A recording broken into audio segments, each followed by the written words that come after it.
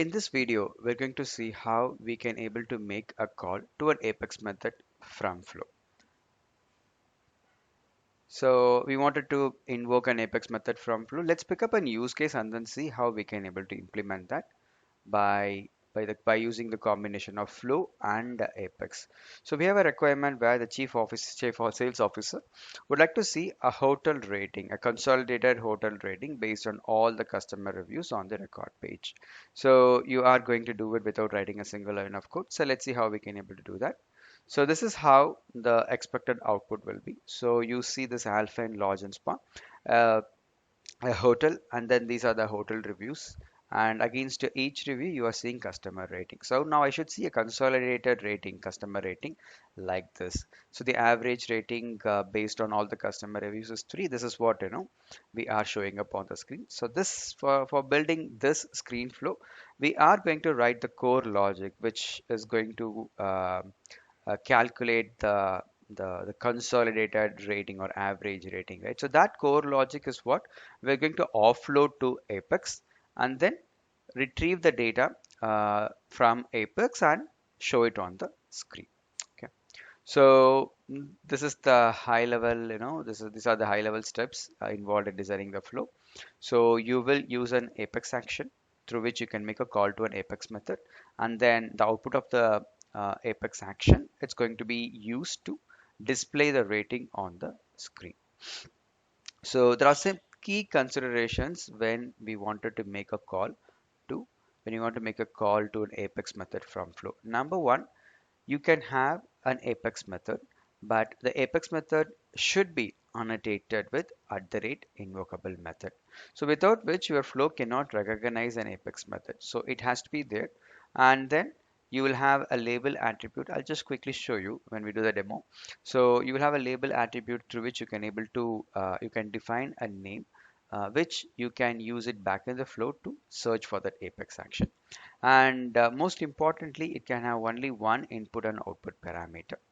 So that's an important consideration. So you have to somehow uh, build your input and output parameter in such a way that it accepts one input and one output parameter. We will just see that. And also, when you create an Apex class, you can have only one invocable method. You cannot have multiple @invocable method added in a class. So keeping all these constraints, we have to create an Apex method and then call it from flow. So the obvious question is when your Apex method takes only one input parameter, only output, returns only one output parameter. How do I handle scenarios where I need to pass more than one input parameter to an Apex method from flow? And also, I would like to see multiple parameters coming as an output from Apex method. So I'll make a separate video where we can just see how we can handle this particular case. But for now, let's take a very simple case where we just wanted to pass one input parameter and one output parameter, and we'll just see our Apex method returns one output parameter. Okay, and there is one more point which is very, very, very important. So the both input and output should be of type list, without which and again the invocable method will accept only list as input parameter, and also it will just send output parameter which is of return type only list. Yeah, so keeping all these constraints, let's move forward and then let's build our code. Yeah, so as per our scenario, I wanted to find the aggregate, I wanted to find the customer rating, correct? So this is the query, SOQL query, which uses aggregate function. Yeah, aggregate function to calculate the customer rating. So we have this data group by account. So I can add a filter where condition, and then if I pass the account ID, I can able to find the customer rating. So based on the reviews by all the customers, isn't it? I'm going to use this SOQL. I already built a code. I already built a Apex code. So I'll explain this very quickly. But before I do that, let's go to file. Let's create a new class, and I'm going to name this as flow hotel. I'll just say hotel helper flow controller. That's the name of my class, and I'm just simply going to add this method. So number one, it has to be public stat, public method or global method. So this is a public method. This is going to return me list of decimals. So remember the considerations. So your method should your apex method that is going to be called from the flow should only take list as input, and only the output value can have list as data type. Okay, so that's the reason. And right here I have a list of account IDs. Okay, so even though I wanted to pass only one account ID, I cannot really do that. So because of the constraints, right? So I'll be using list and the list of IDs, and then the same query. Okay, we will have a where condition where the account ID in the account IDs. That's all. So because we are using SoQL aggregate function, I'm just going to use aggregate result class, and then process the result set of my SoQL query. And then I will have another list. This will simply hold the output. I know that this aggregate, this query will get me just only one record, and then I'll see the customer rating, isn't it? And that's what I'm gonna show back on the screen. But again, think about the considerations, right? If I want my Apex method to get called from the flow, the return type should always be list. So I'm creating a list, and what I'm doing is I'm just using a loop to just loop through the records. Okay, and then I do a simple conversion because this one will get me the object basically. So hotel average rating is an alias name of the aggregated value. Yeah, so aggregate field, and then I just wanted to convert that into a string first and then to a decimal. So this way I get the decimal I get this object value converted from object to the decimal, then add this to the list hotel rating, then return it back to the column. Okay, and then what is the most important thing? I have to just annotate my method with the annotation invocable method. And if you just could recollect, I can use label attribute to define the display name. So I can just use label. I'll just say give a name. I'll say hotel rating. Calculate hotel rating. Yeah, rather I'll name it this way, calculate overall hotel rating. So that's the display name that I wanted to use. Sure. So now my Apex method is completed, right? So there are no issues. Perfect. So now this method is good to get called from the flow. Yeah. So let's go back, and then let's continue from the org. So right now I'm in the org, and I'm just going to go to the setup and then find for the flow. I'll go to flows, and let's click on new flow, and let's click on screen flow. Let's say create. And the first thing is I wanted to make a call to an Apex method, right? Which is fairly simple. I can just go to the action interaction element, and then I can just search for the flow name. So in this case, I can just say I can use the label. So this is how I can identify a flow. I can identify an Apex method back in the flow. So the name of calculate overall rating, isn't it? So I can just say overall rating. So you can just see this, right? It just appears right here. So I can just click on this, and then I can just enter label all such things, right? And you can just see the input value. It says ACC IDS. So what is it exactly? This is the exact the variable name, the list variable name that I have defined as an input parameter in the Apex method. You can just see this, isn't it? So I can mark this as include, and then I can just pass the value. I can do that. Yeah. So before we do this, right?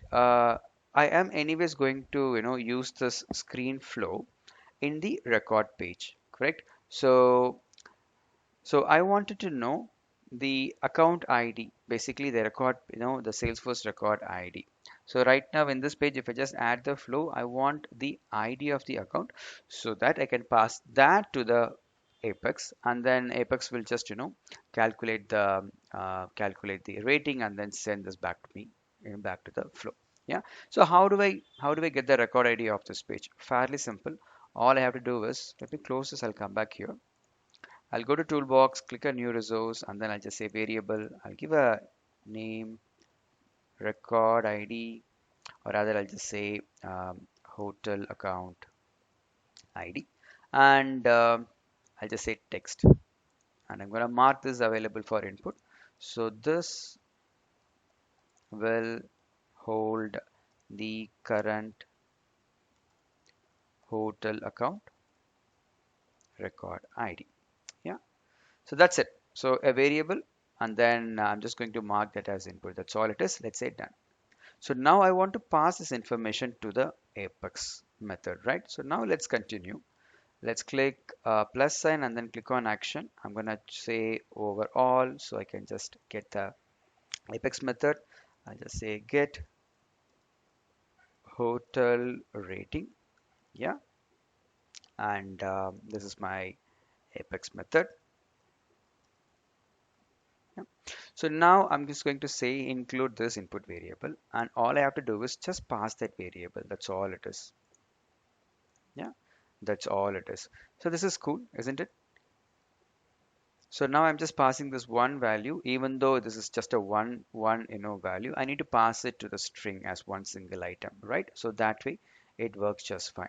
So once this is done, I can use this advanced option and then I can manually assign the output of the Apex method. I can click here. You can just see this output, right, automatically appearing. Now I can assign this to assign the output, to a variable. I'll click here and then I'll say new resource. I'm gonna say variable. I'll just say v underscore. Let's say this is hotel rating. Yeah, I'm just going to mark this data type as text. That's it.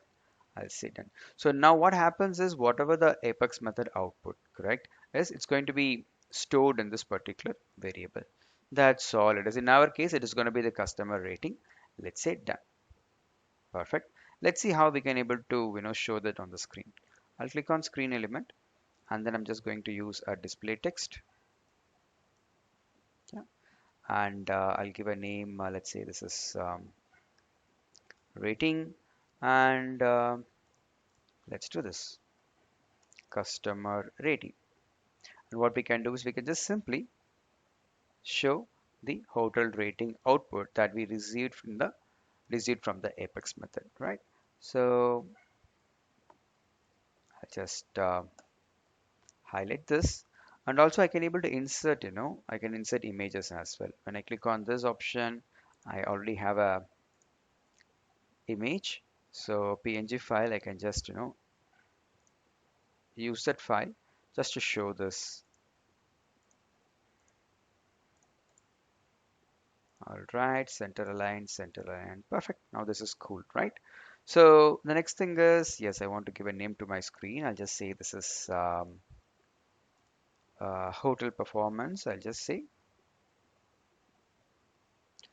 performance. Yeah, that's going to be the name. Let's say I don't want a footer. Don't show the footer. Yeah, I'll just say done. Perfect. So now my flow is perfectly fine. It is let's drop this on the screen and see whether this works or not. Let's click on save and then I'll just say this is a screen flow. I'll just rather say hotel performance. Yeah, I'm gonna say save. Perfect. Of course, this is a warning because I'm using a screen element without any navigation buttons, right? Previous button or next button. That is okay. In our case, we don't want to show any button on the screen, right? So I'll just go ahead and then click on activate. Yeah. So now it's time for us to add the flow back to the page. So I'll go to the page and then let me first refresh this.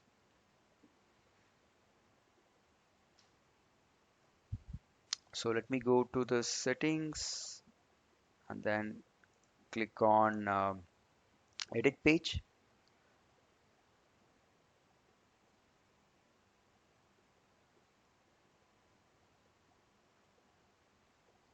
right, let's bring our flow, drag and then drop, done.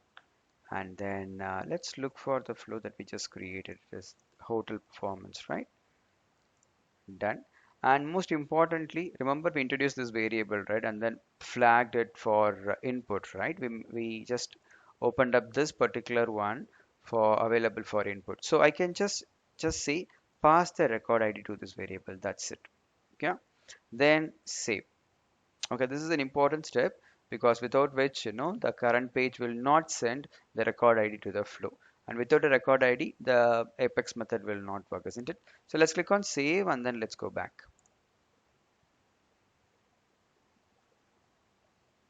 Perfect. Now once we saved and then when you come back to the page, you can just see the state total performance.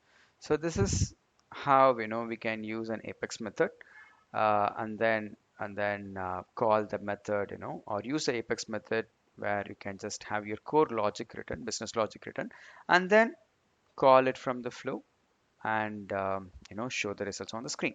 Yeah. So let's quickly recap what we did. So we wanted to use Apex method, right, called from a flow, correct? But there are a few considerations which we certainly have to remember before we create an Apex method that can be used within a flow, right? One is it should be a special function, so I have to use invocable method annotation, right? And I can use label attribute, which is what I just did, correct? Using which I can able to look for that, I can able to search for the method in the flow. That's what we did, correct? And it can only have only parameter, one input parameter, one output parameter. We cannot have more than one input parameters, and also we cannot make the system, make the Apex method to return more than one output value. Yeah. So these are the considerations. And then yeah, this is again, it is possible to create only one invocable method per class. I cannot have another Apex method and then annotate that method with an invocable method, so that won't work at all. Yeah, you will receive a compilation error. Okay, so keeping all these considerations, we managed to build a simple flow, and then we saw the output on the screen, isn't it? So now in the next video, what we can do is we can make it a little complicated, as in how do I pass multiple input parameters, and how do I make my Apex method return multiple output values back to the flow, and how do we process such things, right? So let's do that in the next video. I hope this was helpful to understand the fundamentals of how an Apex can be called from the flow.